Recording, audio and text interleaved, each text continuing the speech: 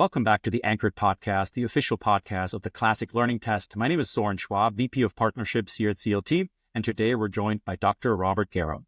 Dr. Garrow is the founding principal of Golden View Classical Academy in Golden, Colorado.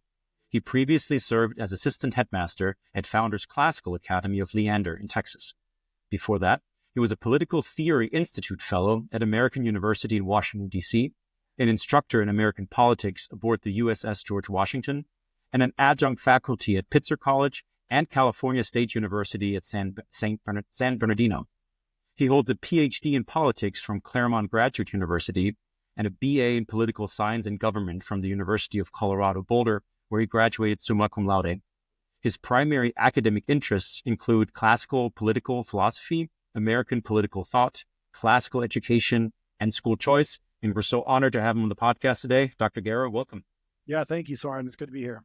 Absolutely. Well, we always start the Anchored podcast by talking about our guests' own educational background and journey. So talk to us a little bit about your own kind of K-12 experience. Did you go to public school, private school? What was it like? Yeah, so I went to Mark Twain Elementary in Littleton, Colorado, standard public school. Don't really have many memories about it. I remember enjoying it generally, but the most important thing was recess, as always. Yeah. I went to high school at Poudre High School in Fort Collins, and they had an IB program there. And I really liked that. They took time to help you learn how to speak in seminar, how to write in particular. There was an extended essay that kind of worked on that skill. And then I actually studied abroad for a year in France, did that, and then CU Boulder for bachelor's. Where did you study in France? Bordeaux. In Bordeaux? Yeah, it was lovely. And of course you were old enough to have a Bordeaux in Bordeaux at that point, probably. Yeah, well, it's a little bit different culturally there. But what was great is I had actually already graduated from high school. Oh, I see. see. So you have to go there and do high school, but I'd really graduated. So I didn't really have to do the schoolwork, which was lovely at first. And then I realized, man, I could really get a lot out of this, and took some fun classes, started learning Spanish and Chinese for fun. And it was really the first time that my education was my choice. I really felt like it was my choice. And loved it. So yes, enjoyed French culture as well. So you went on to undergraduate and of course graduate, but not in education. So I mentioned the bio, political thought, political philosophy, political science. Yeah. When were you first exposed to, well, one, maybe an interest in K-12 education and then classical education in particular? So my background is primarily political philosophy, and classical education is largely what political philosophy is concerned with, or some kind of education. So I didn't know it, but reading Plato's Laws in particular with one of my professors revealed that how seriously you have to take education if you're going to have a good regime. And studying political philosophy, I was thinking about the regime at the time. So I was never really interested in K-12 in the K-12 world. I tried the postdoc route for a couple years. It went well as long as it went, but then, my wife and I had our daughter, and we're thinking, we don't want to move year over year across the country to make this work. And serendipitously, I got a call from Katie Arn at the time, now Katie O'Toole. She was starting a school in Texas. She's a friend of mine from graduate school, looking for an assistant principal. And I said, that sounds really stable. Okay, what is this thing? And then I did a little bit of research on Hillsdale. At that time, it was called BCSI. And then Ridgeview Classical up in Fort Collins in Colorado to see what is this. And what I found is this is basically what I was studying practically at work. And I was like, let's jump in. So I was the assistant principal down there for a year, and that was really how I got into it. Wow. Yeah. I mean, that's a jump, right? From the kind of postdoc and then into K-12 and then directly into K-12 leadership at the brand new school. And that was, I think, one of the first BCSI schools, if I remember correctly. Let's see. I forget what number Golden View was, and there were a handful that were part of the network that are no longer part of it. So I forget the exact number, but we were pretty early in the scheme of things. Yeah. Yeah. Founders and Leander, that was great. They were one of the early ones with RES down in Texas, a big network. And then Golden View, just an independent charter school in Colorado. My wife and I had our second child on the way, and we're both from Colorado. So we said, let's go back home. So I actually applied to work at Golden View as the 9th grade literature and history teacher. Interesting. Had a great interview, and they said, hey, why don't you, we'd love to have you, but we'd prefer you as a principal. So did that. Well, I wonder how that conversation with your wife went. You're going into an interview for 9th grade. So here's what happened. A little bit different. Yeah. But it was great. I mean, the founding board was lovely, really good people putting, where we are in Jefferson County, Colorado is particularly hostile to charter schools, or could be, at the time was, and then really hostile to a Hillsdale charter school. Right. So the board really had a lot of courage to pull this off, and families jumped in. It was just I'm really grateful to be a part of it. Yeah, and I told you kind of pre-recording, just grateful to you, to the board, to the bold leadership, because some listeners might know I was in Colorado Springs for many years, and you're right. I mean, it is hostile, it's challenging, and there are a lot of external forces that don't want your school to exist or want to change your school, and sometimes even internal, right? So it requires a lot. Maybe for our listeners who might not be as familiar with, so we keep on hearing this, charter school. Later on, we're going to talk school choice. What makes a charter school? How are charter schools unique? And then how is a classical charter school different from another, traditional charter school? Yeah. So a charter school is going to be dependent on state law. So whatever state you're in will have some kind of law that says how charter schools can be authorized. It's a public school that's given a grant to exist. And they have two primary freedoms. One is who to hire. And that's not true in every state. Sometimes you do have to have licensed teachers. In Colorado, you don't. And then you get some discretion over your curriculum. So with those two primary freedoms, you're able to create your school. So Colorado has a pretty friendly charter law that Bob Schaefer, he's the executive director up at Liberty Common Schools. He was instrumental in bringing about in the early 90s, and that's on the books. So, I would say that the charter school world in Colorado is a little bit more aggressive or challenging these days, but the law as it exists is pretty friendly. So a charter school is that. It offers you flexibility in who to hire, what curriculum to have. We are a public school, though, so that there's no tuition charged, and everything is by a lottery. So anybody can put their name in, and it's a randomized lottery, and then you get a seat. So it's open to anybody to come. Mm-hmm. And so, maybe our listeners can Google some charter schools in Colorado, and they might find one that has a certain curriculum, and they might not receive the kind of hostile reception that you're receiving. And so what is it about Golden View, and especially the classical charter schools, one that I think makes you such a strong school, but maybe also why, whether it's public school districts or some other forces might not want you to succeed? So early on, and I think this has abated over time, but early on, it was the affiliation with Hillsdale. Hillsdale is a Christian school and is creating a liberal arts and sciences curriculum. And the assumption was if you're affiliated with Hillsdale in any way, that de facto makes you Christian. So they would accuse us of this, which is just a violation of the Constitution, which we take very seriously. And we said, no, that's not at all what a liberal arts and sciences curriculum is. We also don't think it's illegitimate to talk about the Bible in school. That doesn't make you Christian. That doesn't make you particularly religious. So we leaned into that early on. We said, yep, absolutely. We love Hillsdale. We're going to send our students there. We're going to get teachers from there. And that really built the school from the beginning. A lot of energy, a lot of enthusiasm. Over time, that's kind of gone away. I did receive a letter from an advocacy, one of the best letters I've ever received from a religious freedom advocacy group in DC last year, saying we need to cease and desist teaching religion in ninth grade. I responded on Constitution Day with some arguments why it's not unreasonable to actually teach about religion in a literature or history context. And so that was a lot of fun. Now, I would say the biggest or the biggest reason why a school like ours would be perceived as hostile is because we don't really like the district. And it's not that we don't like the people at the district.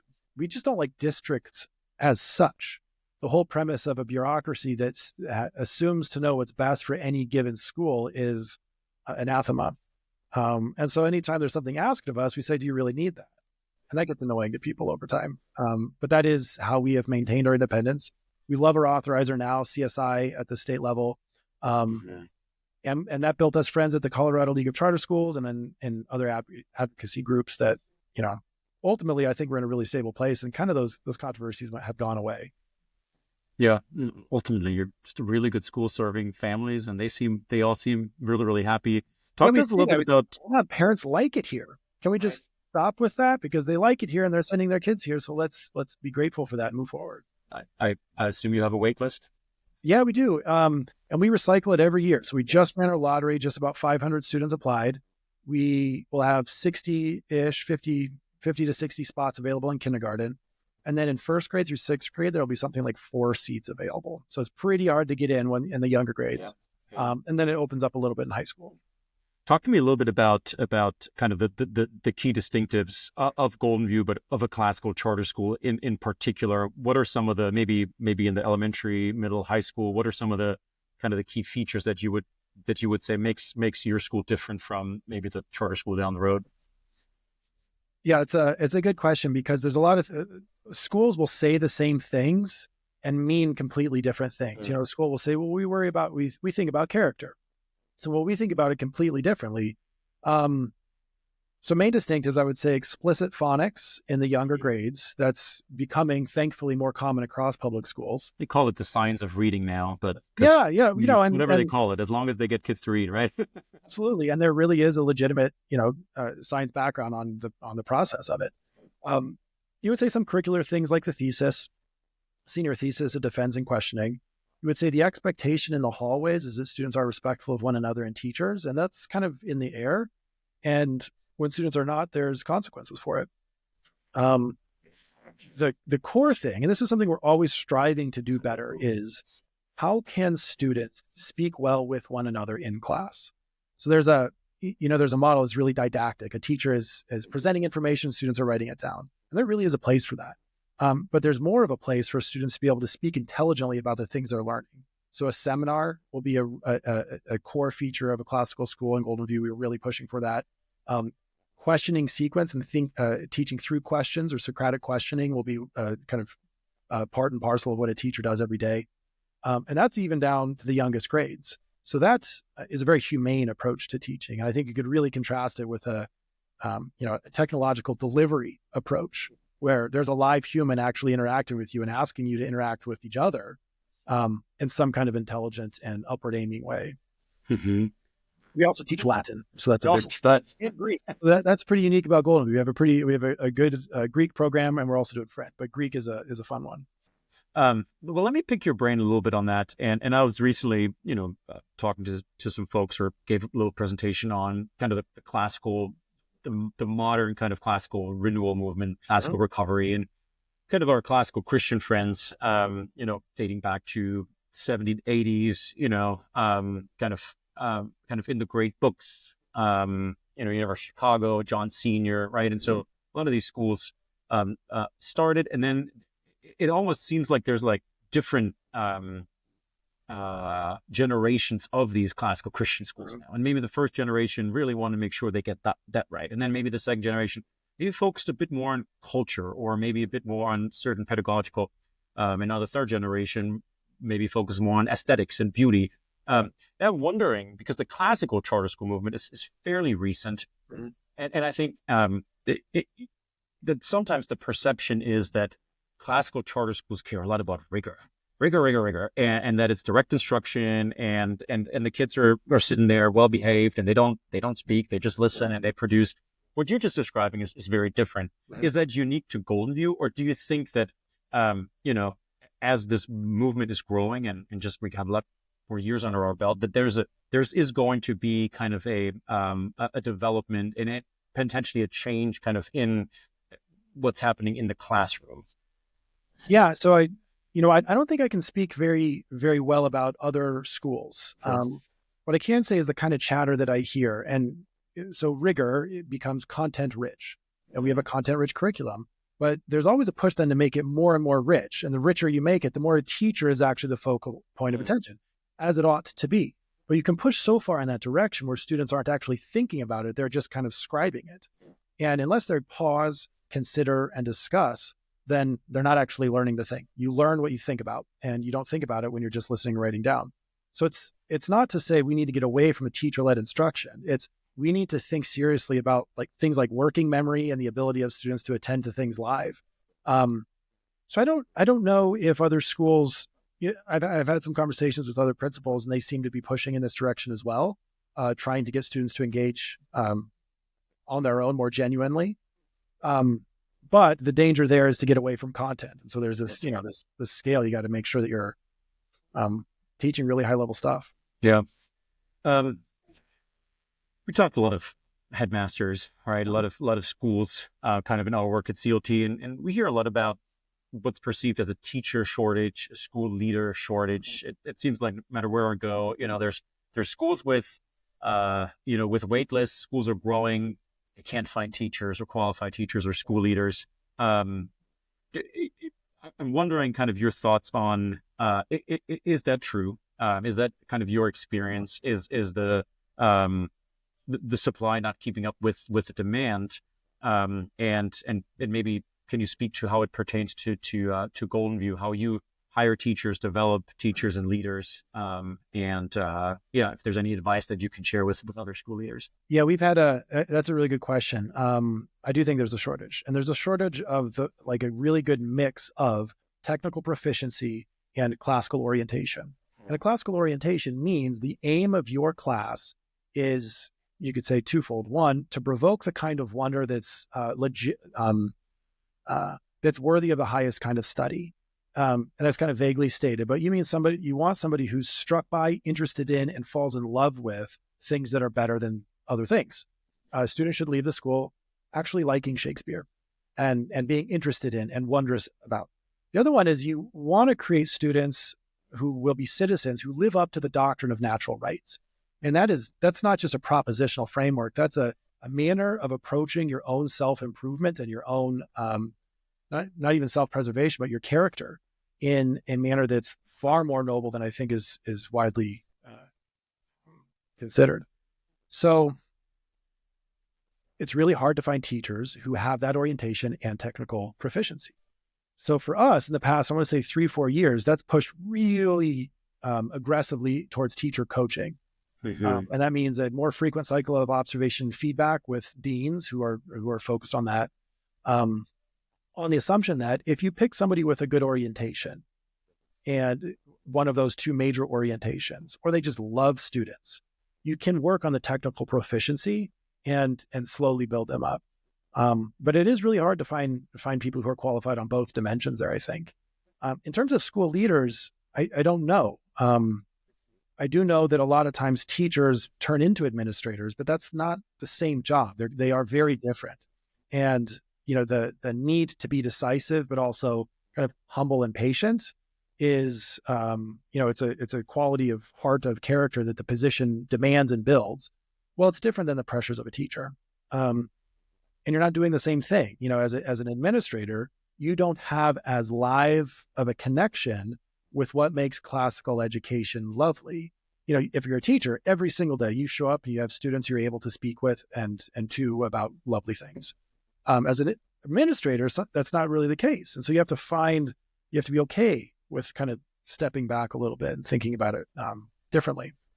But yeah, it's a bigger movement than the supply right now, I think, on both sides. You mentioned Hillsdale and their the K-12 department. I'm of course a Hillsdale graduate, and I went to the classical job fair, and that's how I got my job. And I know that Golden View attends every year, is trying to recruit teachers, but again, supply and demand, right? We can't all schools can't hire Hillsdale graduates. Exactly. Yeah. Are there some other institutions of higher education that you can point to that in the past you found success? I know University of Dallas. Hey man, if I tell you, I'd have to kill you. I got to keep that stuff secret. You got to keep it. Yeah. Is there a best known secret? So Dallas has good grads. St. John's has good grads. But there's also some reasonably good schools across the country that have education departments. So Colorado Christian University, Regis University in Colorado, both of those are really good. We find teachers really from all over the place. So our assumption now is our job is to coach you. We cannot assume on the front end that you're able to do this. We're going to work really hard with the curriculum we have, the coaching structure we have to get you up to speed. It takes a couple years. It takes 3 years, I think, to really. Yeah, it's an investment. Yeah, it's a big investment, but they have the fundamentally aligned anthropology. Yeah. And they have the willingness to be coachable, and that's obviously a big one. And so, what's kind of your last few years? Do you have big teacher turnover, or are you doing some things that you feel like we keep retention high? Yeah, there's so many things that go into teacher retention. First of all, Colorado is a pretty expensive place to live, and teacher salaries aren't very high. So you have that as a complicating factor. You have as a complicating factor, you hire a lot of young people who would like to start families and maybe move back home to where they're from. So that, that means that some things might be short-lived. But so year to year, we'll have a different rate of turnover, but we are, compared to the Colorado average, pretty low, which we're happy about. We've taken some steps to build some teacher support on the bonus side. So there actually is some, the longer you stay at Golden View, we have a private 501c3 that supports the school in that way. That's been really successful. But there has to be some upward aim for the teacher. Like you have to feel like in your classroom, you're getting better teaching your students. And so the better your coaching is, and the more teachers feel like they're more effective, the funner it is to do the work. And so that is the intrinsic good of the coaching model. So I think that's worked. I would say in our upper school, we have really low turnover, grammar school a little bit higher, and a reasonable amount of teacher autonomy. So if you're going to be a school like Golden View, we are a mission-driven school. Yeah. And that means there's some constraints, and there's some things that are out of bounds. But within those bounds, teachers do have a lot of discretion about their manner of approach, or the questions they're going to be asking about their books and how they engage with it. And that professional freedom, I think, is something teachers really value. Yeah, certainly. You talked earlier a little bit, Bob Schaefer, and kind of some of the charter school laws, which for a blue state that Colorado now certainly is, seems rare. Charter school laws seem to be more thriving in other states. What is kind of the state of school choice in Colorado? Obviously, we had some major breakthroughs in Arizona, in Florida. There's some school choice legislation in Texas, Oklahoma, Arkansas. Is there hope for Colorado when it comes to certain school choice legislation? Or so it's a very complicated landscape. I would say for the foreseeable future, which is probably a decade or more, pro charter advocates need to be on a pretty defensive posture, and that means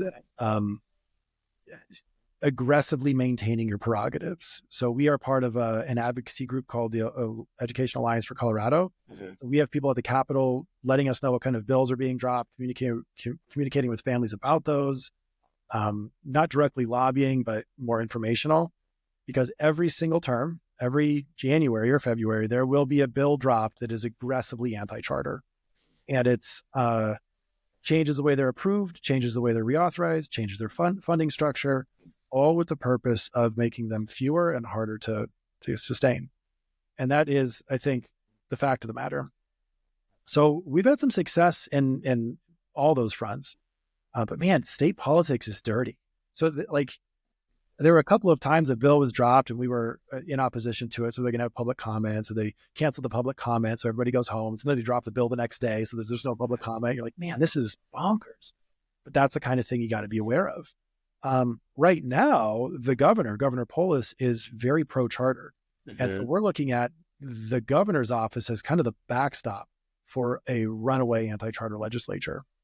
When he's out of office, which is soon enough, it's going to be more challenging. Yeah, it's fascinating. I think Polis and Shapiro are probably two of the few Democratic governors who are actually very much in support of. Yeah, Polis signed a letter in support of Golden View when we were founded. He started his own charter schools. He's very pro choice. Yeah, that's fantastic. I know a very, very easy question to answer. What do you think are some of the biggest opportunities and the biggest challenges in kind of the classical education movement, classical charter school movement facing us the next few years? Yeah, I mean, in some cases, opportunities and threats are the same thing. I would say there's two. I've had a lot of conversations with people that are trying to define a list of books or what is classical education. And I don't think that is as productive as people imagine. I think there's a rich and reasonable variety of interpretations. If you have a more pro-civic approach, I wouldn't call that anti-classical if somebody has a more liberal arts kind of philosophical wisdom approach. I would say any mix of those is going to be reasonable, because the primary emphasis, I don't think, should be classical education, but it should be the classical school. Parents don't choose classical education. They choose this place where their children, it's a marginal choice. There's a school down the street. Do I want that school or this school? And this school does classical education a particular way. And the bigger the movement gets, the more kind of definitive statements get. Even the bigger, there are some really successful classical education networks in the country. The bigger those get and the more uniform they get, man, they start looking a lot like districts.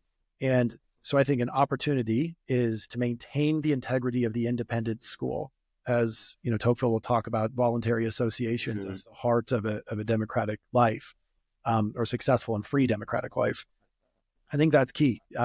Maintaining your own independence as a school. The other one is AI. AI is both an opportunity and a threat. I'd say it's an opportunity in the sense that classical educators and proponents of classical education are best positioned to define the purposes of learning. And AI stands in the way of that. So, you know, we're looking at it right now. Should we even assign long form essays? Because it's just as easy to turn one in, hide your footprints or fingerprints, and get a grade. You know, I've kind of played with students. I've said, if you turn in an AI paper, do you care if I have AI grade it and just give it back to you? And that way we could just have AI talk to itself throughout. It's fun to play around with the idea, but the temptation is still powerful. You know, you have stuff to do as a 17-year-old, and you can cut that corner.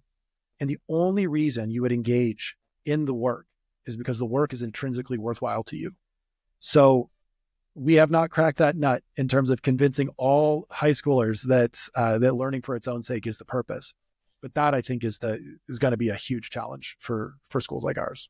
It's interesting. Yeah, I mean, it's ultimately allowing us to, you know, really think deeply about why are we doing this? What's the purpose of education? And if it's really why just are you about here, you know, like you don't have to raise your hand.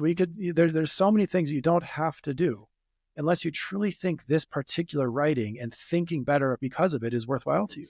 Yeah. And that's a hard sell sometimes. But students who buy it love it, and they just forswear AI. Yeah, I'm wondering. I mean, that conversation is obviously being had in higher education as well, and the idea of, well, if the purpose of education is just skills acquisition, then what's the purpose of college that you actually physically attend, right? I've brought a couple of lessons to class. And let me just show you how it plays out if you do AI. So I'll get job applications and the cover letter is clearly AI. And you can tell because the language they use matches nothing in the resume. So the funnest thing I'll do there is have AI generate a refusal letter, warning against the dangers of using AI in cover letters. So that's a lot of fun to do. It's a waste of life, but it's fun to do. And then I say, okay, students, what would actually happen if this person had convinced me on the front end that they could think? They'd be in front of you teaching a class, unable to think. They would have gotten the job potentially, and then not been able to do the job. And like, think about any realm of life with your friends or with your spouses. You want to be able to think live. If you're not able to engage with somebody, like you and I are having a conversation right now, if all of this were prepared because we had been working on AI in the past, this would be nothing, you know? And so trying to bring those kind of real lessons that are a little bit more tangible. We're working on that to get them kind of away from it. Yeah. I'm wondering though, has admin kind of used AI to schedule build? Like, has that been utilized? Because I can see that potentially being okay. Yeah, there's a handful of things you're thinking, man, that would cut some corners in a good way. I like building schedules, so I kind of stick with that. I'm absolutely sure there's great uses of it. Students generating thoughts on the front end is the major danger. Right. And even editing it, you know, they could use it to edit their work and recognize that it's good, but not thereby learn how to make something good on their own. And if it's taking that work out of it, then it's not good. But yeah, you know, I've used AI, for instance, and I know people, you know, this might be verboten, to say, I have a student who's reading at a first grade level in my 10th grade moral and political philosophy class. What's a good question at a first grade level for this book? Yeah. And that's helpful. And then I can use that to start a conversation. So but for students, it's a huge danger. Right. Yep. I mean, it's a conversation about technology in the classroom. Is it the end? Is it a tool? Can it serve? Can it help? Yeah. I'm glad we're having the conversations, and I'm glad that classical schools and classical school leaders are engaging, because I think there's sometimes, whether it's cultural issues or where we just kind of retrieve and we're just not going to have a conversation about it, as if that means it's going away. It's not. And so Yeah. we might as well proactively address it. Yeah, I agree. Well, this has been delightful, Robert. I do have one more question, which is my favorite and usually the hardest to answer, because you have to pick one book or one text that you can point to that has had kind of the biggest impact on your life, and why. So, I mean, I think I know what it is. The standard ones are all true. Genesis, Plato's Republic, the ethics, the laws. These are things to me that I continually return to. But there's one book that changed my life in a way that I hadn't expected. And that was Harry Jaffe's Crisis of a House Divided. And so he was a scholar out at Claremont. And what do I mean by that? I went into college, as a lot of 19-year-olds do, as a tepid Marxist. What does that mean? I like equality. People should be treated well. That kind of lightly held and unseriously examined opinion. And I had a professor at college at CU Boulder named Vincent McGuire. And he said to the class, you got to read this book to understand Civil War and natural rights. And I had never, ever taken anything as seriously as this man had taken the doctrine of natural rights. And the stakes finally were clear to me, that if you don't have a regime committed to this way of life, you have the equivalent of slavery. Even if you're not there yet, you're on your way there. And so that kind of hit me and changed the trajectory of my education. Now, ultimately, I don't return to that one as much as I do Genesis or the Republic, but for me, that was a transformative book. Yeah, I mean, talk about trajectory and your pursuits after that and where they landed you. Fascinating. Can you repeat the name, the title? Yeah. Crisis of a House Divided by Harry Jaffe. I can tell you, we've done a lot of these Angry podcasts. It's the first time this has come up, so we'll put it on. That's pretty niche. So yeah, that's great. And it's funny, I actually applied to go study at Claremont Graduate University thinking he was teaching there, but he had already retired. So I got there and I'm like, oh, dang. But ended up having a phenomenal faculty down there in political philosophy. And of course, there met KDR, now Katie O'Toole, who then called you to get the assistant principal job. That's so right. It all worked out. Well, thank you so much, Robert, for this conversation. Again, we're here with Dr. Robert Garrow, founding principal of Golden View Classical Academy, Golden, Colorado. Thank you, sir, for this wonderful conversation. Yeah, thank you, Soren. It was great.